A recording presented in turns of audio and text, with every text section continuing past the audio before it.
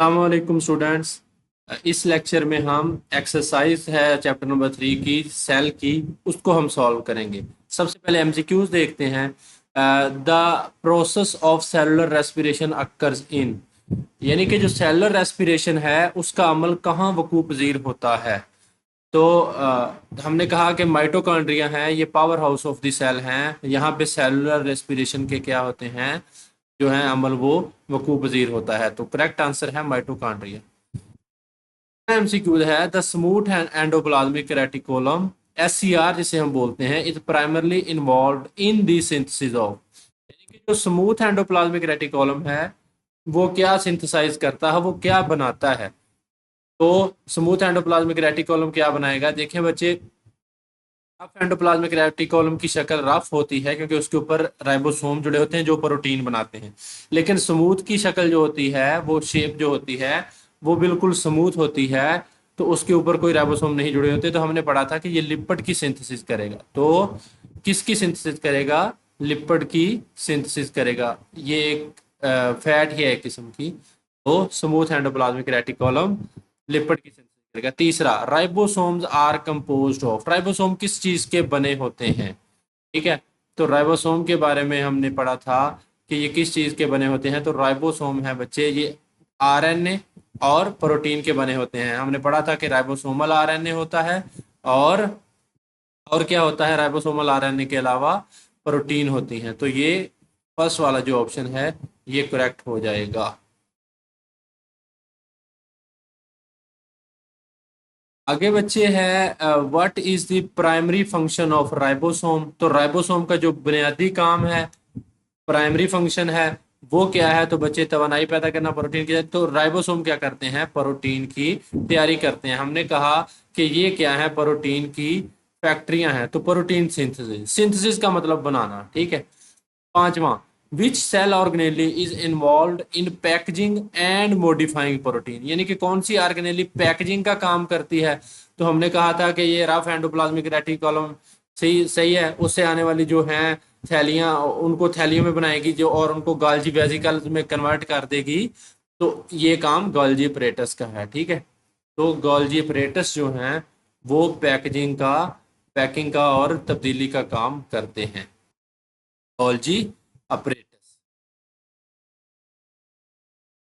उसके बाद छठा, which organelle is responsible for breaking down waste material, यानी कि कौन सी ऑर्गेनेली जिम्मेदार है, रिस्पॉन्सिबल मतलब जिम्मेदार है breaking down waste material, waste material को तोड़ने की। तो जो लाइसोसोम होते हैं बच्चे, इनके पास क्या होते हैं, डाइजेस्टिव एंजाइम्स होते हैं। ठीक है। तो ये बेकार मवाद को तोड़ते हैं। तो कौन सी ऑर्गेनेली बेकार मवाद को तोड़ती है, लाइसोसोम्स। जी, which of the following cell structure is involve in maintaining cell shape, इनमें से कौन सा जो है वो सेल की शक्ल है जो उसको मेंटेन करता है, उसको बरकरार रखता है। तो साइटोस्केल्टन है, जैसे हमारा स्केल्टन है, वो हमारी शक्ल को, 206 हड्डियों का जो ढांचा है वो हमारी शक्ल को बरकरार रखता है। तो जो साइटोस्केल्टन है ये सेल का स्केल्टन है। ठीक है। माइक्रोट्यूब्यूल और माइक्रोफिलामेंट से ये सारी चीजें हमने पढ़ी थी। तो ये सेल की शक्ल को क्या करता है बच्चे, बरकरार रखता है। तो सेल की साख्त को बरकरार रखने के लिए कौन है, साइटोस्केल्टन मौजूद है। उसके बाद जी, आर्ट,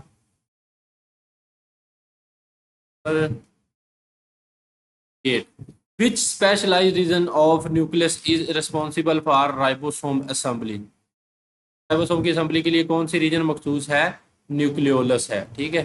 न्यूक्लियोलस की क्या करती है, यहाँ पे राइबोसोम की असेंबली होती है। तो न्यूक्लियस का कौन सा खास हिस्सा राइबोसोम की तैयारी का जिम्मेदार है, न्यूक्लियोलस, न्यूक्लियोलस। के बाद बच्चे, अ, नौवां सवाल है,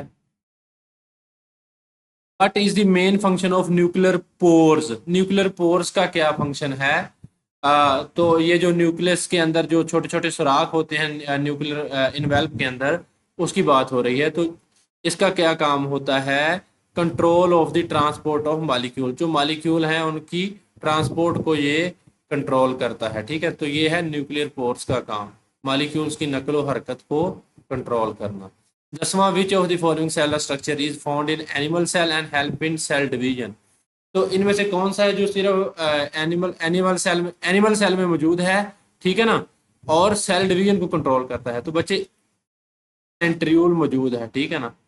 तो वैक्यूल पौधों में मौजूद है, सेल मेम्ब्रेन पौधों जानवरों दोनों में मौजूद है, प्लाज्मोडेस्माटा जो होते हैं ये पौधों में मौजूद होते हैं। लेकिन जो सेंट्रियोल है ये पौधों में मौजूद नहीं होता, ये एनिमल सेल में मौजूद है, ठीक है ना, और ये सेल डिवीजन को कंट्रोल करते हैं। तो सेंट्रोसोम है, किस तरह वो स्पिंडल फाइबर बनाते हैं आपको बताया था सेंट्रियोल वाले लेक्चर में।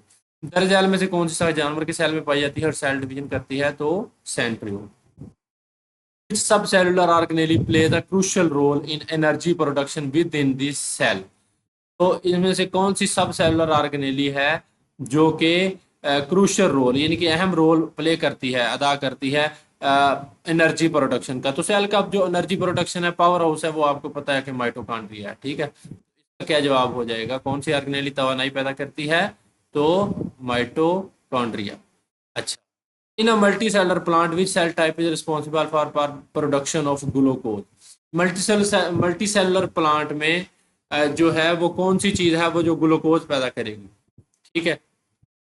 हमने बच्चे पढ़े थे मीजोफिल, जो सेल की स्पेशलाइजेशन में पढ़े थे कि ये सेल होते हैं जो ये स्पेशलाइज होते हैं, पत्ते में मौजूद होते हैं और ये फोटोसिंथेसिस करवाते हैं, ठीक है। तो मीजोफिल सेल जो हैं ये काम करेंगे। ग्लूकोज की तैयारी कौन सी, ये खुराक, ग्लूकोज खुराक है ना पौधे की, तो ये मीजोफिल सेल्स ये काम करेंगे। Which organelle can double its number by itself. कौन सा ऑर्गेनेली है जो अपना नंबर खुद बढ़ा सकता है। बच्चे माइटोकॉन्ड्रिया के बारे में मैंने पढ़ा था कि इसके पास अपना डीएनए होता है, तो ये अपनी तादाद है जो बढ़ा सकता है, ठीक है। तो माइटोकॉन्ड्रिया क्या है, अपनी तादाद को दुगना कर सकता है क्योंकि इसके पास अपना डीएनए मौजूद है। सेल डिवीजन ये हो सकती है इसमें। बच्चे which of these are present on the surface of rough endoplasmic reticulum. यानी कि जो आर ई आर है, रफ एंडोप्लाज्मिक रेटिकुलम है, उसकी शक्ल रफ क्यों होती है, तो हमने कहा था कि उसके ऊपर राइबोसोम जुड़े होते हैं, ठीक है। आप लफ्ज को समझेंगे तो आपको पता चल जाएगा कि बात किस चीज की हो रही है। एमसीक्यू नंबर 14 है, कौन सा ऑर्गेनेली रफ एंडोप्लाज्मिक रेटिकुलम की सतह पर जुड़ा होता है, तो राइबोसोम्स हैं। यदि आगे बच्चे आपके शॉर्ट क्वेश्चन शुरू हो गए हैं। सबसे पहला है what are the main functions of cell membrane. तो सेल मेम्ब्रेन जो है उसका जो बुनियादी काम है वो क्या है, उसके बुनियादी अफ़आल कौन से हैं, तो इसका मैं जवाब आपको बताता हूँ यहाँ। बच्चे ये सेल मेम्ब्रेन वाला टॉपिक था जो यहाँ पे इसका आंसर मौजूद है कि इसका आंसर आपने ये लिखना है कि all cell have a thin and elastic cell membrane around the cytoplasm. It is selectively permeable, यानी कि सेलेक्टिवली परमिएबल है कि कुछ मालिक्यूल को इजाजत देती है।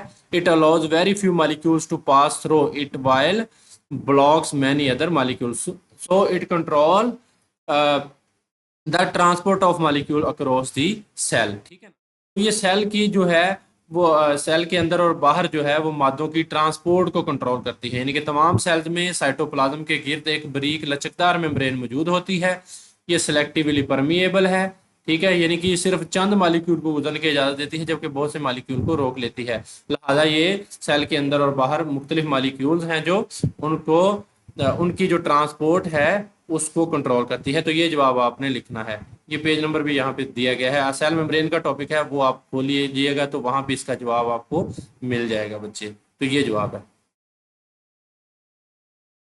उसके बाद बच्चे दूसरा जो शॉर्ट क्वेश्चन है, what key role does the Golgi apparatus play in eukaryotic cell. यानी कि जो यूकैरियोटिक सेल है उसमें जो गोल्जी अपरेटस है उसका क्या काम है। तो ये गोल्जी वाले जो है टॉपिक है ऑर्गेनेली का, उसमें हम जाते हैं, वहां देखते हैं। तो बेटा यहाँ पे आपने इसका ये जवाब लिखना है गोल्जी प्लेटस वाले। तो यहाँ पे इसका फंक्शन मैंने आपको बताया था, ठीक है। इट मॉडिफाइज यानी कि ये तब्दीलियां करता है प्रोटीन्स प्रोटीन्स में coming from rough endoplasmic reticulum, जो कि रफ एंडोप्लाज्मिक रेटिकुलम से आती हैं, and packs them into small membrane bound sacs called Golgi vesicles, ठीक है। तो उनको एक छोटी छोटी थैलियों में गोल्जी वेसिकल में तब्दील कर देता है। These sacs are kept in cell, ये इनको या तो सेल में रखा जाता है और are transported to exterior in the form of secretion, या फिर उनको सेक्रीशन की सूरत में, रतूबतों की सूरत में बाहर। तो ये यहाँ से यहाँ तक आपने लिखना है कि इसका काम रफ एंडोप्लाज्मिक रेटिकुलम से आने वाली थैलियों प्रोटीन में रद्द-बदल करना है और इनको गाल्जी वेसिकल की सूरत में बदलना है, या तो इनको सेल में रखाना है या रतूबत की शक्ल में बाहर निकाल देना है। तो ये इसका जवाब हो जाएगा गाल्जी प्रेटस का फंक्शन। जी तीसरा शॉर्ट है, how do lysosomes contribute to the cell's functioning. यानी कि जो लाइसोसोम्स हैं वो सेल की जो फंक्शनिंग है, सेल के अफ़आल में किस तरह मुआवन होते हैं। तो लाइसोसोम्स को हमने कहा था कि ये सुसाइडल बैग है। ये लाइसोसोम वाला है, इसमें से आपने इसके एक दो अफ़आल हैं जो लिख देने हैं। मिसाल के तौर पर इस आपने लिखना है कि यहाँ से आप लिख सकते हैं कि ये गोल्जी अपरेटस से बर्ड्स की शक्ल में बनते हैं, लाइसोसोम हैं। ये जब सेल फूड वैक्यूल को निगलता है खुराक को फूड वैक्यूल की सूरत में, तो लाइसोसोम इस फूड वैक्यूल के साथ मिल जाता है, हजम हो जाता है और इसके अंदर फूड वैक्यूल में मौजूद खुराक को तोड़ देता है। तो लाइसोसोम में सेल के बेकार मादों को तोड़ने वाले एंजाइम मौजूद होते हैं जिन्हें डाइजेस्टिव एंजाइम कहते हैं हम, ठीक है ना। और ये खराब ऑर्गेनेलीज को भी निकल कर तोड़ देते हैं। इस तरह वो जिस्म के मदाफती निज़ाम में किरदार अदा करते हैं। इसके अलावा लाइसोसोम मालिक्यूल को ज़ख़ीरा भी कर लेते हैं जिन्हें बाद में इस्तेमाल करना हो। तो ये चीज़ है, आपने इसको ब्रीफली थोड़ा सा है मेंशन कर देना है यहाँ से यहाँ तक। इसको आपने इसमें से मेन चीज़ लिख देनी है कि बर्ड ऑफ द गाल्जी ब्रेटस, ये गाल्जी ब्रेटस से निकलते हैं यानी कि यहाँ से, ठीक है। और जब सेल है वो इनगल्फ करता है फूड को फूड वैक्यूल की सूरत में, तो जो लाइसोसोम है फ्यूजेस विद फूड वैक्यूल, उसके साथ जम हो जाता है and digestive enzyme break down the food present in the vacuole. तो इसके अलावा lysosome also have some enzymes for breaking cellular waste, और ये they also engulf the damage organelle and break them. तो lysosome can store certain molecules. जैसे आपको ये सारा लिखने की जरूरत नहीं है, आप इसको सेलुलर वेस्ट को ब्रेक करने के लिए ये इनके पास जो डाइजेस्टिव एंजाइम होते हैं, डाइजेस्टिव एंजाइम का बता दीजिएगा और डैमेज ऑर्गेनेली का बता दीजिएगा कि वो किस तरह करते हैं, और फूड की जो है मॉलिक्यूल के ज़ख़ीरे का बता दीजिएगा। ये इतना काफ़ी हो जाएगा। 2-3 चीज़ लाइनों में आपने लिखना है, शॉर्ट क्वेश्चन को ज़्यादा लंबा नहीं करना।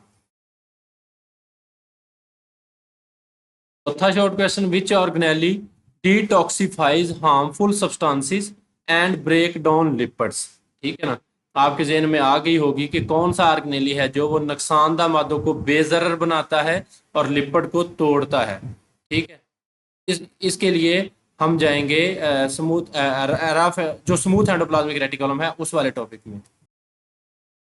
बच्चे यहाँ पे स्मूथ एंडोप्लाज्मिक रेटिकुलम का जो है वो लिखा हुआ है, फेल लिखा हुआ है फंक्शन। तो आपसे उसने सिर्फ ऑर्गेनेली का नाम पूछा है तो आपने बता देना है स्मूथ एंडोप्लाज्मिक रेटिकुलम। अगर वो स्मूथ एंडोप्लाज्मिक रेटिकुलम का पूछ ले फंक्शन तो फिर आपने वो भी बताना है। अभी उसने आपसे सिर्फ ये पूछा है कि कौन सा वो लिपिड की सिंथेसिस करता है और जो सेल के जो है जहरीले मादों का असर खत्म करता है। ठीक है, तो ये काम जहरी सेल में दाखिल होने वाले जहरीले मादों का जहरीलापन खत्म करने का काम कौन करता है? स्मूथ एंडोप्लाज्मिक रेटिकुलम करता है। ठीक है, तो इसके अलावा ये लिपिड्स के मेटाबॉलिज्म और सेल के अंदर मादों की नकलो हरकत का भी जिम्मेदार है। ठीक है, लिपिड मेटाबॉलिज्म भी ये करता है और क्या करता है? Detoxifies the harmful chemical that have enter the cell. तो ये चीज आपने इसके बारे में लिख देनी है, स्मूथ एंडोप्लाज्मिक रेटिकुलम। अभी आपसे सिर्फ उन्हें ऑर्गेनेली का नाम पूछा कि कौन ये काम करता है, तो आपने सीधा बता देना है कि जो चीज ये काम करती है वो है स्मूथ एंडोप्लाज्मिक रेटिकुलम।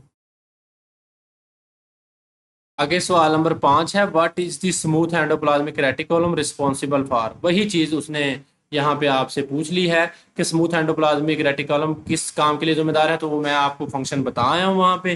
ठीक है, कि ये लिपिड के मेटाबॉलिज्म का जिम्मेदार है और जो डिटॉक्सिफिकेशन है, जो टॉक्सिक सब्सटेंसेस हैं, ठीक है, जहरीले मादे हैं, उनका जहरीलापन खत्म करता है। तो वहां से जाके आपने यही लिख देना है। दोनों सवालों का जवाब एक ही है। ठीक है, छठा सवाल है, how do the vacuole in plant cell different from vacuole in animal cell.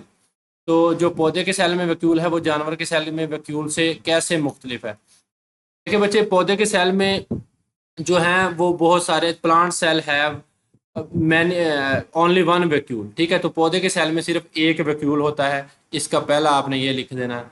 और जो एनिमल सेल है उसके जो है कई वैक्यूल मौजूद हो सकते हैं। एनिमल सेल में हैव मैनी वैक्यूल्स। ओके, तो ये लिख देना है। उसके अलावा आपने लिखना है कि जो प्लांट सेल का वैक्यूल है इज परमानेंट, वो परमानेंट एंड लार्ज और बड़ा है, यानी कि प्लांट सेल का जो वैक्यूल है वो परमानेंट होता है और बड़ा होता है, while the vacuoles in animal cells are small and many in number and are temporary।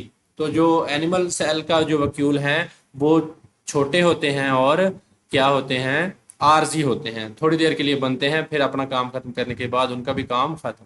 तो ये है पौधे के सेल के वैक्यूल में और जानवर के सेल के वैक्यूल में फर्क। तो बच्चे क्या है, जो प्लांट का वैक्यूल है वो लार्ज है, ठीक है, और जो एनिमल सेल का वैक्यूल है वो क्या है, स्मॉल है। तो जो प्लांट का सेल वैक्यूल है वो है एक होता है, और जो एनिमल के वैक्यूल हैं वो मैनी होते हैं, बहुत सारे होते हैं। प्लांट का वैक्यूल है वो परमानेंट है, और जो एनिमल सेल का वैक्यूल है वो टेम्परेरी है, आरजी है, ठीक है। तो ये आपने लिखना है। सातवां सवाल है, what could happen if lysosomal enzymes stop working properly. यानी कि अगर लाइसोसोम के एंजाइम है, उसमें जो डाइजेस्टिव एंजाइम होते हैं वो सही तरीके से काम करना बंद करने का क्या हो सकता है। सबसे पहले आप फंक्शन पढ़े क्या है लाइसोसोम का, कि सेल के जो जहरीले मादे हैं उनका असर खत्म करता है। तो क्या होगा, तो फिर टॉक्सिक, तो आप लिखेंगे इसका जवाब इफ लाइसोसोमल, सबसे पहले आप इतना लिख देंगे, if lysosomal enzyme stop working properly, इतनी तो आप स्टेटमेंट ऐसे ही लिख देंगे जवाब में।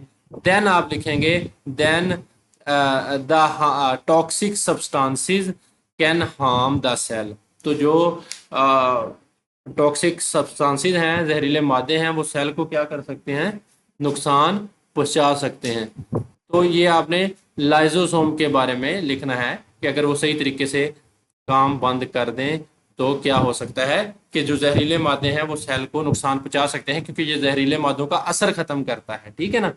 तो इसका जवाब आपने ये लिख देना। आठवां बच्चे short question, what are cristae important for cellular respiration. जो क्रिस्टी हैं वो सेलुलर रेस्पिरेशन के लिए क्यों अहम है। तो क्रिस्टी क्या है, सेलुलर रेस्पिरेशन कौन करवाता है, माइटोकॉन्ड्रिया करवाता है। तो उसमें जो होते हैं चीजें, वो क्रिस्टी स्ट्रक्चर हैं, वो क्यों अहम है उसके बारे में हम देखते हैं। ठीक है बच्चे, जब आप जवाब लिखेंगे तो आपने लिखना है, यहां से लिखना, जवाब शुरू करना है answer. Cristae are important for cellular respiration, यानी कि जो सेलुलर रेस्पिरेशन के लिए क्रिस्टाई अहम है, क्योंकि आगे आपने फिर ये लिख देना है, ये वाली स्टेटमेंट, कि ये they increase the surface area for respiration, यानी कि ये जो सेलुलर रेस्पिरेशन है उनके लिए ये तय है, माइटोकॉन्ड्रिया में रेस्पिरेशन के लिए रकबा बढ़ाती हैं, ठीक है। तो ये आपने क्रिस्टी के बारे में लिखना है, ये वाली जो तह पड़ी थी, ठीक है। तो ये सरफेस एरिया बढ़ाती हैं और सेलुलर रेस्पिरेशन करवाती हैं। तो ये आपने जवाब लिख देना, थोड़ा सा आपने सवाल में से उठाना है, ठीक है बच्चे, और बाकी आंसर ये वाला लिख देना, छोटा सा ही इसका आंसर है। बच्चे नौवां सवाल है, how are chromatin and chromosomes related. यानी कि जो क्रोमेटिन है और क्रोमोसोम है वो आपस में क्या ताल्लुक है इनका। तो ये हम न्यूक्लियस वाले जो है वो टॉपिक में इसके बारे में हमने पढ़ा था। बेटा ये आपने जवाब लिखना है कि जो न्यूक्लियोप्लाज्म होता है न्यूक्लियस के अंदर, वो उसके अंदर क्या होता है, contained fine thread like material. उसके अंदर ये जो है ये धागेदार जो होती हैं, धागे की तरह साख्तें होती हैं, मटेरियल होता है, उसे हम क्रोमेटिन कहते हैं, धागे की तरह जो मौजूद होता है, ठीक है ना। It is composed of deoxy ribonucleic acid, इसमें डीएनए होता है और प्रोटीन होती हैं। तो ये होगी क्रोमेटिन की तारीफ। तो जब cell when cell start dividing its chromatin condenses and takes the shape of thick chromosomes, ठीक है। तो उसकी जो शक्ल है वो थिक बन जाती है, यानी कि मोटा होना शुरू हो जाता है सुकड़ कर क्रोमेटिन जब, तो वो क्रोमोसोम बन जाते हैं। जब सेल की तकसीम होती है तो ये क्रोमेटिन क्या करता है, जब ये सुकड़ता है और ये मोटी साख्तें बना लेता है, ठीक है, तो जिसे हम क्रोमोसोम्स कहते हैं। देखिए बच्चे, अभी ये क्रोमेटिन है यहाँ पे, ठीक है, ये देखिए क्रोमेटिन है, ये वाली जो धागेदार साख्तें हैं, ठीक है ना। तो जब ये सेल डिवीजन होगी तो यही जो धागेदार साख्तें होंगी ये इस तरह मोटी थिक जो है स्ट्रक्चर में तब्दील हो जाएंगी, जिन्हें हम क्रोमोसोम बोलेंगे, ठीक है। तो ये आपने क्रोमोसोम और क्रोमेटिन की तारीफ लिखनी है, यानी कि न्यूक्लियोप्लाज्म में बारीक धागे जैसा मवाद क्रोमेटिन है, जो कि डीएनए और प्रोटीन का बना होता है। तो जब सेल तकसीम होता है तो इसका क्रोमेटिन सिकुड़कर क्रोमोसोम की शक्ल इख्तियार कर लेता है। ये आपने क्रोमेटिन और क्रोमोसोम में फर्क लिख देना। आगे बच्चे शॉर्ट है 10 which type of cell is responsible for sending nerve signals. तो कौन सा जो सेल है वो असबी कौन सा सेल असबी पैगामात भेजने के लिए जिम्मेदार है, यानी कि नर्व इम्पल्सिस को ट्रांसमिट करने के लिए मखसूस है। तो ये सेल स्पेशलाइजेशन का टॉपिक है। बेटा इसका जवाब आपने ये लिखना है कि जो न्यूरॉन्स हैं, यहाँ से दीज को काट दें, यहाँ से शुरू करें। Neurons are the specialized cell of the nervous system, they are responsible for transmitting messages nerve impulsing impulses throughout the body. तो यहाँ पे आपने इसका इस तरह बच्चे जवाब लिख देना है कि जो न्यूरॉन्स हैं, यहाँ पे आपने न्यूरॉन्स लिखना है, यहाँ से शुरू करना है कि न्यूरॉन्स नर्वस सिस्टम के मखसूस सेल्स हैं। न्यूरॉन्स का काम जिस्म के मुख्तलिफ हिस्सों में पैगामात पहुंचाना है और ये पैगामात नर्व इम्पल्सिस की शक्ल में पहुंचाए जाते हैं। ठीक है ना। तो इसकी ये सेल बॉडी और डेंड्राइट्स और एक्सोन मैंने आपको पढ़ाए थे लेक्चर में। तो ये इसका शॉर्ट क्वेश्चन का आंसर है। बच्चे 11वां सवाल है what do mesophyll cells do in plant leaves. पौधे के जो पत्तों में जो मीजोफिल सेल हैं वो क्या काम करते हैं। तो पौधे के पत्तों में जो मीजोफिल सेल हैं वो फोटोसिंथेसिस का काम करते हैं। ठीक है। तो आपने इसके बारे में इतना लिख देना, दे परफॉर्म फोटोसिंथेसिस। मैं आपको दिखा भी देता हूँ वहां पे। तो ये आपने लिखना है कि मेसोफिल सेल क्या है, these are green cells present in leaves. तो ये मेसोफिल सेल हैं, ये ग्रीन रंग के जो है पौधों में मौजूद होते हैं, पत्तों में। They are specialised for photosynthesis. ये फोटोसिंथेसिस के लिए स्पेशलाइज्ड हैं। They contain large number of chloroplast. इनके अंदर बहुत सारे क्लोरोप्लास्ट होते हैं जिनके अंदर एक ग्रीन पिगमेंट क्लोरोफिल होता है जो कि लाइट को कैप्चर करने के लिए जरूरी होता है। ठीक है। तो ये आपने इसका जवाब लिख देना है कि ये सबज सेल्स हैं जो पत्तों में पाए जाते हैं, फोटोसिंथेसिस में मखसूस हैं। इनमें बड़ी तादाद में क्लोरोप्लास्ट होते हैं और जो क्लोरोप्लास्ट है वो सूर्य की तवानाई को जज़ब करने के लिए जरूरी पिगमेंट क्लोरोफिल होता है। बस इतना आपने लिखना है। ठीक है। इसका जवाब आगे बेटा क्वेश्चन नंबर 12 है how would you define a stem cell. तो आप स्टेम सेल को किस तरह डिफाइन करेंगे, किस तरह बयान करेंगे। ठीक है। तो ये हम स्टेम सेल के टॉपिक में इसको देखते हैं। यहाँ पे बच्चे स्टेम सेल वाला टॉपिक ओपन है आपकी बुक से, तो आपने यहाँ से इसका जवाब लिखना है। अब यहाँ पे आपने सच काट देना। ठीक है ना। तो आपने लिखना है दा। ठीक है ना, दा लिखना है। ये अच्छी the unspecialized cell that has the ability to make variety of specialized cell type is called a stem cell।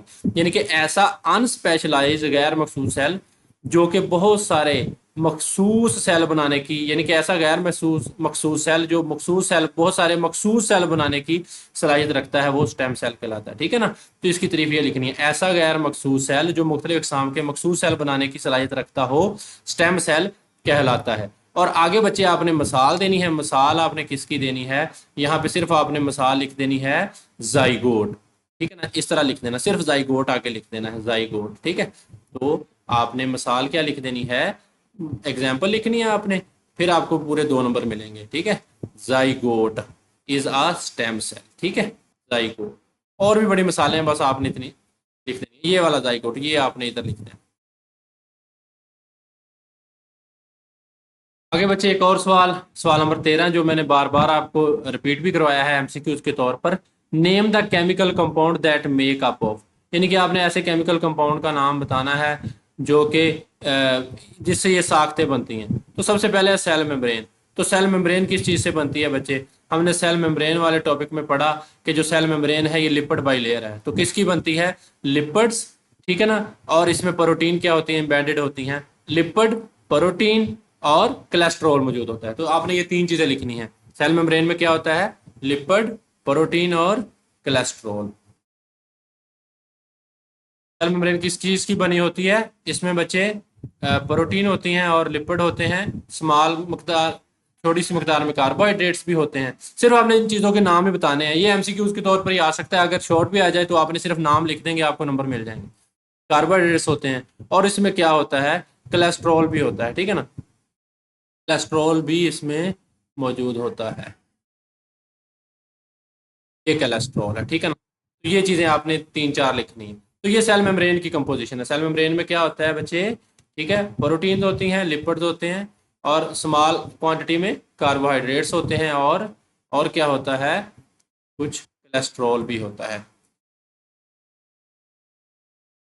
बच्चे सेल मेम्ब्रेन का हो गया। अब फंजाई की सेल वाल, फंजाई की सेल वाल किस चीज़ की बनती है?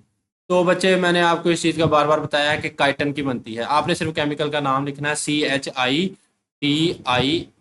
ठीक है, TIN, यानी कि काइटन। ये आप सेल वाले चैप्टर टॉपिक में पढ़ा था। तो जो प्लांट की सेल वाल है वो सेलुलोज की बनती है। किसकी बनती है? सेलुलोज की, ठीक है ना। अब यहाँ पे सही नहीं लिखा जा रहा, आप देख लीजिएगा, सेलुलोज, ठीक है ना, CELLULOS, ठीक है ना, सेलुलोज। बैक्टीरियल सेल वाल किसकी बनती है? पेप्टाइडोग्लाइकन की, ठीक है। बैक्टीरियल सेल वाल किसकी बनती है? पेप्टाइडोग्लाइकन की। देखिए बच्चे, एलजी की और प्लांट्स की जो होती है ना, वो सेलुलोज की बनी होती है, इस तरह सेलुलोज है। और जो प्रोकैरियोट्स यानी कि बैक्टीरिया, उनकी पेप्टाइडोग्लाइकन की है। और जो फंजाई की है बच्चे, वो है काइटन की बनी होती है, ठीक है ना। तो ये चीज़ आपने इसके बारे में लिख देनी है, ठीक है। यानी कि एलजी की और पौधों की जो सेल वाल है वो सेलुलोज पर मुश्तमिल होगी, प्रोकैरियोट्स की यानी कि बैक्टीरिया की पेप्टाइडोग्लाइकन पर, और जो फंजाई की होगी वो काइटन पर। बच्चे उसने पूछा कि राइबोसोम किस चीज़ के मिलकर बनते हैं, ठीक है। तो राइबोसोम के बारे में मैंने आपको बताया था कि ये जो राइबोसोम्स हैं, ये राइबोसोमल आरएनए यानी कि आरआरएनए और प्रोटीन के मिलकर बनते हैं, ठीक है। तो ये आप चीज़ लिख दीजिएगा, राइबोसोम पीछे हमने ये शॉर्ट क्वेश्चन में पढ़ लिया है और एमसीक्यूज में पढ़ा है। क्रोमोसोम किस चीज़ के बनते हैं? तो क्रोमोसोम के बारे में आपने लिखना है कि ये डीएनए, ठीक है, एक तो डीएनए के बनते हैं और दूसरा प्रोटीन के बनते हैं। ये सारी साख्तें थी जो कि मुख्तलिफ इनके।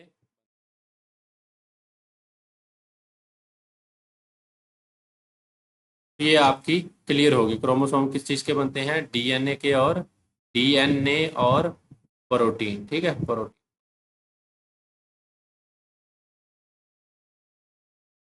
बच्चे जो है वो है, सेल की डायग्राम दी गई है कि मुख्तलिफ हिस्सों को लेबल करें। तो आप ये पहचान सकते हैं कि ये बड़ा सा वैक्यूल है, ये आप लेबल कर लीजिएगा बच्चे। वही चीज़ें हैं बार बार जो पढ़ाई है कि ये सेल, प्लांट सेल शक्ल से लग रहा है क्योंकि इसमें बहुत बड़ा वैक्यूल है, ठीक है ना। तो ये बहुत बड़ा वैक्यूल हो जाएगा। ये चीज़ें बता रही हैं कि ये क्लोरोप्लास्ट हैं, ठीक है, और ये गोल्जी वेसिकल्स हैं, गोल्जी जो हैं अपरेटस हैं, और ये न्यूक्लियोलस है, और ये एंडोप्लाज्मिक रेटिकुलम है, ठीक है। इसी तरह ये प्लांट का भी बताया गया है। तो ये चीज़ें वो सेम ही हैं, आप देख लीजिएगा। सेल वाले जो है, आपने सेल बायोलॉजी पूरी पढ़ी है तो ये वहाँ पे चीज़ों को कवर किया गया है। ये बच्चे आपके शॉर्ट क्वेश्चन क्लियर हो गए, ठीक है। अब आप बढ़ते हैं लॉन्ग की जान। अब explain the fluid mosaic model of the cell membrane. जो सेल मेम्ब्रेन है बेटा जी, उसका जो आपने है फ्लूइड मोज़ेक मॉडल है, उसकी वजाहत करनी है। सेल मेम्ब्रेन वाले टॉपिक पे देखते हैं। ये देखें बच्चे, यहाँ पे मैंने आपको ये डिटेल लेक्चर दिया था, ठीक है। तो ये आपने फ्लूइड मोज़ेक मॉडल बयान करना है, और ये आपने ये मॉडल बताना है कि इसमें जो होती हैं ये लिपिड बाइलेयर है, ठीक है ना। ये लिपिड बाइलेयर है, यानी कि लिपिड की दोहरी तह है, एक ऊपर तह है एक नीचे तह है, और इसमें प्रोटीन के जो मालिक्यूल हैं बदन से होते हैं। और जब ये लिपिड कार्बोहाइड्रेट के साथ मिलते हैं तो ग्लाइकोलिपिड बना लेते हैं, और जब ये प्रोटीन के साथ मिलते हैं तो जब ये प्रोटीन कार्बोहाइड्रेट के साथ मिलती है तो ग्लाइकोप्रोटीन बना लेते हैं। तो ये चीज़ आपने बच्चे मेंशन करनी है। और इसमें कोलेस्ट्रॉल भी पाया जाता है, और ये क्या करता है, इसकी वजह से जो है इसकी शक्ल जो है एक फ्लूइड मोज़ेक की मॉडल है। एक मोज़ेक, एक पता लगता है, पता चलता है कि कभी प्रोटीन सामने आ रही हैं और कभी लिपिड्स आ रहे हैं। तो ये एक इस तरह का मोज़ेक बनता है, एक पैटर्न बनता है, ठीक है। तो ये चीज़ आपने इसको अच्छे तरीके से ये बयान करना है, ये वाला सारा। ये उर्दू मीडियम के बच्चों के लिए है, ठीक है, ये आपका टॉपिक ही है। ये डिटेल लेक्चर दिया था मैंने, वहाँ पे आप इसको देख सकते हैं, ठीक है। मैंने उसमें बड़ी वजाहत के साथ बताया हुआ है। तो एंड पे लेक्चर के इस एक्सरसाइज जब एंड होगी ये वीडियो, तो आपको प्ले लिस्ट शो हो जाएगी इस पूरे चैप्टर की या फुल बुक की। तो वहाँ पे आप जाके स्पेसिफिक जो है वो लेक्चर सुन सकते हैं। अच्छा, अब दूसरा लोगे describe the structure and function of cell wall. तो ये आप सेल वाल वाला जो टॉपिक है वो आपने सेल वाल की पहले आपने तारीफ लिख देनी है, ठीक है। और उसके बाद आपने बता देना है कि सेल वाल जो है वो मुख्तलिफ एनिमल्स में होती है, और पहले आपने इसका स्ट्रक्चर बताना है अच्छे तरीके से, और उसके बाद आपने इसका, मैं यहाँ पे आपको, तो ये आपने सेल वाल बनानी है इस तरह, और इसके कंपोनेंट बनाने हैं, ये सेल दिखाना है, और बाद में इसमें मिडल लैमेला, सेकेंडरी वाल और प्राइमरी वाल दिखानी है। ठीक है, तो इनकी कंपोजिशन बतानी है कि प्राइमरी वाल मैंने बताया था किस चीज़ की बनी होती है, मिडल लैमेला किस चीज़ का बनता है, और सेकेंडरी वाल, इस पे भी लेक्चर मौजूद है बच्चे। ये जो सारे लॉन्ग क्वेश्चन है अब यहाँ पे वजाहत में दूंगा, तो ये लेक्चर जो एक्सरसाइज है फिर 2-3 घंटे में ही सॉल्व होगी। तो मैंने यहाँ पे वीडियोस में सब कुछ बता दिया हुआ है। ठीक है, तो इस चीज़ के बारे में बच्चे आपने लिख देना है। तो ये आपने सेल वॉल के बारे में लिख देना। सेल वॉल का पूरा टॉपिक है, ये उर्दू मीडियम के बच्चों के लिए है। यहाँ पे प्राइमरी वाल है, मिडल एमेला है और सेकेंडरी वाल है। तो ये सारी आपने चीज़ें मेंशन करनी है इसमें। बच्चे discuss the components of nucleus, यानी कि जो न्यूक्लियस है उसके हिस्सों पर बहस करें। तो वो न्यूक्लियस का स्ट्रक्चर आपने ड्रा करके तो उसके जो मुख्तलिफ हिस्से हैं वो बयान कर देने। ठीक है बच्चे, ये आपने न्यूक्लियस के हिस्से ड्रा करने हैं। ठीक है ना, तो आपने इसमें से बताना है कि ये न्यूक्लियस है। ठीक है, ये उसके अंदर न्यूक्लियोलस है, और ये न्यूक्लियोप्लाज्म बताना है आपने, फिर क्रोमैटन बता देना है, फिर किस तरह ये क्रोमैटन कंडेंस होता है। तो ये चीज़ें बार बार हमने पढ़ी। और एक क्रोमोसोम बनाता है, इसके ऊपर एक डबल मेम्ब्रेन है न्यूक्लियस के ऊपर, जिसे हम न्यूक्लियोपोर कहते हैं। ठीक है ना, न्यूक्लियर इन्वेल्प कहते हैं, और उसमें छोटे छोटे सुराख हैं जिसे हम न्यूक्लियोपोर कहते हैं। तो ये सारा चीज़ आपने इनको हेडिंग की सूरत में आपने लिखना है। तो ये सारे लेक्चर पिछले हैं, ये क्लियर हो चुके हैं। ठीक है, तो ये सारी बच्चे आपने साख्तें बनाकर बतानी है। ये उर्दू मीडियम के बच्चों के लिए है और इंग्लिश मीडियम के बच्चे। चौथा लॉन्ग है describe the structure and function of lysosome and endoplasmic reticulum, यानी कि आपने जो स्ट्रक्चर, साख्त और फेल, ठीक है ना, क्या स्ट्रक्चर क्या है और काम क्या है, किसका, लाइसोसोम का भी बताना है और एंडोप्लाज्मिक रेटिकुलम का भी बताना है। ठीक है, यानी कि लाइसोसोम और एंडोप्लाज्मिक रेटिकुलम के साख्त और अफ़आल बयान करें। ये बच्चे आपने लाइसोसोम के बारे में लिखना है यहाँ पे। ठीक है ना, तो यहाँ से आपने लिखना है इसका, और ये आपने बताना है कि ये गोल्जी ब्लैटर से बर्ड ऑफ होते हैं, और ये जो है, जो अगर आर्गेनेली ख़राब हो गई हैं तो उसको, इसमें डाइजेस्टिव एंजाइम होते हैं, उसको क्या करते हैं, ज़ाया कर देते हैं। अगर फूड है जो सेल फूड वैक्यूल की सूरत में लेता है फूड को, तो उसमें जो इसके अंदर जो डाइजेस्टिव एंजाइम होते हैं लाइसोसोम के अंदर, ये उनकी ब्रेक डाउन करके फूड उनको इस्तेमाल करके खुराक की जो है वो ब्रेक डाउन कर देता है। ठीक है ना, तो ये आपने लाइसोसोम का स्ट्रक्चर इस तरह बताना है, और ये इस चीज़ के बारे में बताना है। ये लॉन्ग आपको या एक आएगा, या लाइसोसोम आएगा, या एंडोप्लाज्मिक रेटिकुलम आएगा। तो दोनों नहीं इकट्ठे आ सकते, क्योंकि सवाल लंबा हो जाएगा, तो बोर्ड में टाइम मैनेज करना होता है। तो इस तरह आपने इनका फंक्शन बताना है। ये शॉर्ट में भी मैंने आपको फंक्शन बता दिया है आगे। ठीक है, तो ये आगे एंडोप्लाज्मिक रेटिकुलम है, आपने ये बता देना है कि न्यूक्लियस के साथ ये एक फैला हुआ जाल है। ठीक है ना, अगर इसके साथ राइबोसोम जुड़े होंगे तो ये रफ एंडोप्लाज्मिक रेटिकुलम हो जाएगा, फिर प्रोटीन तैयार करेगा। अगर इसके ऊपर राइबोसोम नहीं जुड़े, इसकी सरफेस स्मूथ है, तो फिर ये स्मूथ हो जाएगा, SCR हो जाएगा, RER और SCR। ठीक है ना, तो ये लिपिड का मेटाबॉलिज्म करेगा और जहरीले मादों का असर खत्म करेगा। तो ये चीज़ें आपने इनके बारे में लिख देनी है। डिटॉक्सिफिकेशन करेगा, यानी कि SCR पे होगा। तो इनका आपने फंक्शन लिखना है। ठीक है ना, साख्त भी बनानी है। बच्चे हैं describe the formation and function of Golgi complex. तो गोल्जी कम्प्लेक्स जो है वो की तश्कील और अफ़आल बयान करें। तो पूरा जो गोल्जी प्रेस अपरेटस का टॉपिक है वो आपने यहाँ पे लिखना है। ठीक है, ये देखें बच्चे, ये इटालियन फिजिशियन ने जो गोल्जी था, कमीलो गोल्जी, उसने इसको दरियाफ्त किया था, और ये एक दूसरे के ऊपर स्टैक की सूरत में पड़े होते हैं, जिन्हें हम अलहदा सिस्टर्नी कहते हैं इन्हें हम। तो ये सारी चीज़ें आपने यहाँ पे लिख देनी है कि ये काम क्या करता है कि रफ एंडोप्लाज्मिक रेटिकुलम से आने वाली जो प्रोटीन है उनको मॉडिफाई करता है। ठीक है, तो ये सारी चीज़ें मैंने डिटेल में आपको पढ़ाई थी पहले, आप वहाँ से लेक्चर देख सकते हैं। ठीक है, प्ले लिस्ट की सूरत में लेक्चर आपके सामने आ जाएगा, आप वहाँ से देख सकते हैं। ये आपने स्ट्रक्चर बच्चे ड्रा करना है, और ये रफ एंडोप्लाज्मिक रेटिकुलम से आने वाले मॉलिक्यूल हैं, और उनको क्या करता है, ये इस तरह की जो साख्तें हैं, इस तरह की जो गाल्जी वेजिकल की सूरत में इस तरह की थैलियों में पैक कर देता है। ठीक है ना, तो इसका काम पैकेजिंग का है। तो ये इसका फंक्शन यहाँ पे लिखा हुआ है डिटेल में। ओके बेटा जी, सवाल है describe the structure and function of chloroplast. तो जो क्लोरोप्लास्ट है उसकी साख्त और अफ़आल बयान करें। तो क्लोरोप्लास्ट के बारे में आपने लिखना है, इसकी जो 3 अक़साम है वो लिखनी है। ठीक है ना, सॉरी, ये प्लास्टिड के बारे में नहीं है, ये प्लास्टिड की एक किस्म के बारे में है, यानी कि क्लोरोप्लास्ट के बारे में, आपने सिर्फ क्लोरोप्लास्ट के बारे में लिखना है। ठीक है बच्चे, यहाँ पे क्लोरोप्लास्ट है ना, इनके बारे में आपने लिखना है कि ये ग्रीन प्लास्टिड है और इनका ये स्ट्रक्चर बना देना है, ठीक है ना। और यहाँ पे ये जो सारे इनके मटेरियल हैं वो शो कर देने हैं, इसकी इनर मेम्ब्रेन, इसकी आउटर मेम्ब्रेन, और बिल्कुल माइटोकॉन्ड्रिया की तरह डबल मेम्ब्रेन स्ट्रक्चर है, ठीक है ना। तो ये इसके आपने ये थैलाक्वाइड और ये ग्रैनम और स्ट्रोमा और ये फ्लूइड वगैरह जो भी है ये आपने ये शो करवाने, ठीक है ना। और इसका काम फोटोसिंथेसिस से, यहाँ पे सूरज की रोशनी पड़ेगी और पौधे अपने क्या करेंगे, ग्लूकोज तैयार करेंगे, ठीक है। तो ये आपने इस यहाँ तक है ये आपका, ये आगे क्रोमोप्लास्ट और क्लोरोप्लास्ट इस टॉपिक का हिस्सा नहीं है, यानी कि इस लॉन्ग क्वेश्चन का हिस्सा नहीं है। अगर अलहदा पूछ ले तो वो अलग बात है, ठीक है। तो ये आपने क्लोरोप्लास्ट के बारे में लिखना है यहाँ से, ये सारी चीज़ आपने ये हेडिंग्स बना के अच्छे से लिखना है, और ये वाला आपने स्ट्रक्चर ड्रा करना है, और इनकी डबल मेम्ब्रेन और सारा कुछ ये अंदर जो भी साखते हैं इनको यहाँ पे भी लेबल कर देना है, और अंदर थोड़ा थोड़ा इनके बारे में बता देना है टेक्स्ट की सूरत में, ठीक है। यहाँ तक आपने लिखना है। अगला बच्चे है सातवां, how does turgor pressure develop in a plant cell. पौधे के सेल में टर्गर प्रेशर कैसे पैदा होता है। देखिए बच्चे, टर्गर प्रेशर जो है वो वैक्यूल की वजह से पैदा होता है, ठीक है ना। तो वैक्यूल वाले अगर हम लेक्चर में जाएं तो वैक्यूल वाले लेक्चर में हमने पढ़ा था इस चीज के बारे में, ठीक है।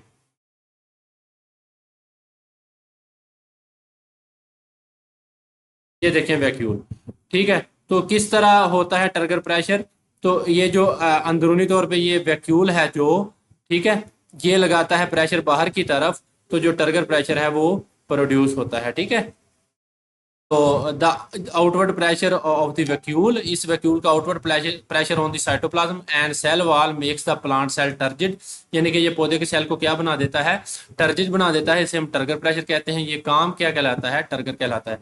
तो इस चीज के बारे में आपने इसका स्ट्रक्चर ड्रा करना है और वैक्यूल के बारे में आपने लिखना है, ठीक है ना। तो ये लॉन्ग है तो आपने इसको डिटेल में लिखना है, ये सारी चीजें इसमें से जो मेन पॉइंट है वो आपने लिखने हैं। और टर्गर प्रेशर को इसको आपने हेडिंग की सूरत में लिखना है कि किस तरह ये पैदा होता है, ठीक है। तो ये वैक्यूल की वजह से पैदा होता है। किस वजह से पैदा होता है, वैक्यूल की वजह से, ठीक है। तो यहाँ पे इसको बयान किया गया है। ये यहाँ से आप लिखेंगे, ठीक है, वैक्यूल की तारीफ लिखेंगे और यहाँ से आप लिखेंगे, ये सारी चीज़ आपने बयान करनी है, ठीक है। तो ये चीज़ आपने बयान करनी है वैक्यूल पौधे के सेल में। ये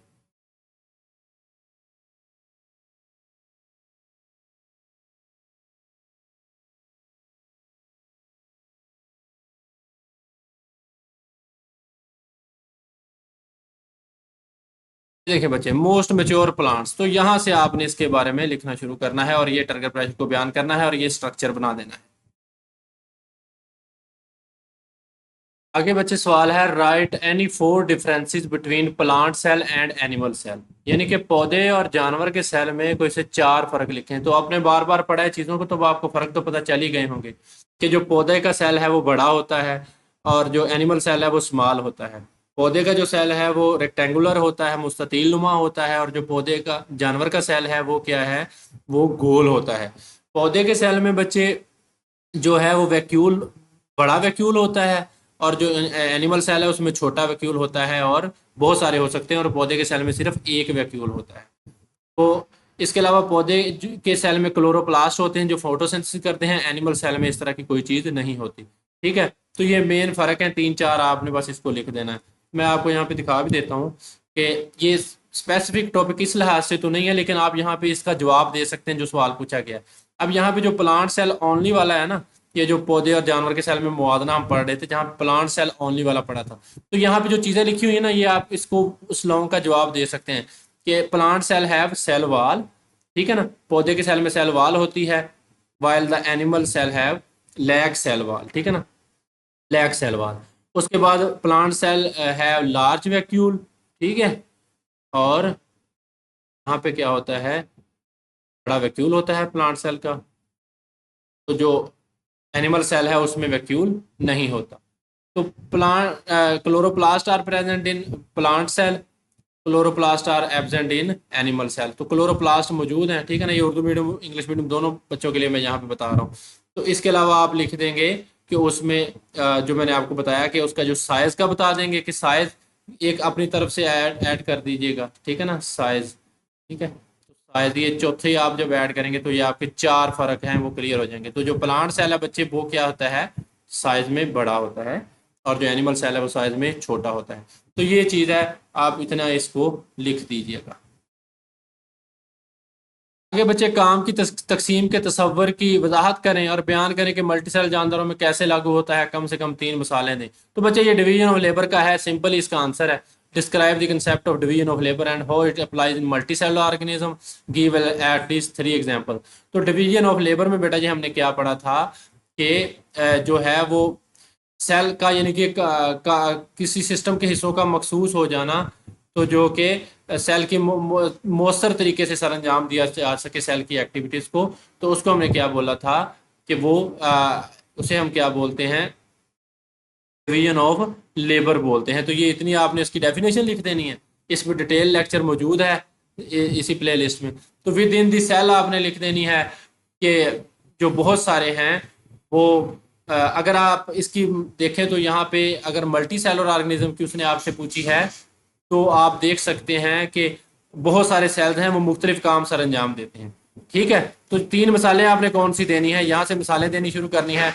जो मसल सेल हैं ये कंट्रैक्शन का काम करते हैं, नर्व सेल हैं मैसेज का ट्रांसमिट करते हैं नर्व इम्पल्स की सूरत में, और जो रेड ब्लड सेल हैं वो ऑक्सीजन को कैरी करते हैं। तो बच्चे यहाँ पे आपने इसकी ये वाली तारीफ लिखनी है, ठीक है, और उसके यानी कि ये वाली, ठीक है ना, उर्दू मीडियम वाले बच्चे ये वाली लिखेंगे, और बाद में आपने ये जवाब देना है कि मल्टी सेलुलर जानदारों में जो डिवीजन ऑफ द लेबर है वो एक्सटेंड्स अक्रॉस सेल्स, यानी कि वो मुख्तलिफ सेल्स के दरमियान पाई जाती है। ठीक है, तो यहाँ पे डिवीजन ऑफ लेबर अगर आपको उसने सिर्फ इतना पूछा है तो आप इतना ही जवाब देंगे। अगर विद इन दी सेल पूछेगा तो फिर वो आप ऑर्गेनेली का बता देंगे कि माइटोकॉन्ड्रिया पावर हाउस है, जो राइबोसोम है वो प्रोटीन की फैक्ट्रियां हैं, और जो उसके अलावा जो लाइसोसोम है वो ब्रेक डाउन करते हैं। तो अगर वो चीजें पूछी जाएंगी तो आपने बताना है। अभी इस सवाल में सिर्फ उसने इतना ही पूछा है तो आपने तारीफ लिखकर मल्टी सेलुलर ऑर्गेनिज्म के बारे में बता देना है।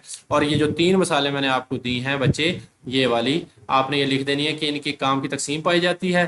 तो यहाँ पे आपने मसल सेल की तारीफ बताना है कि ये सुकड़ने का काम करता है, एक मिसाल हो गई।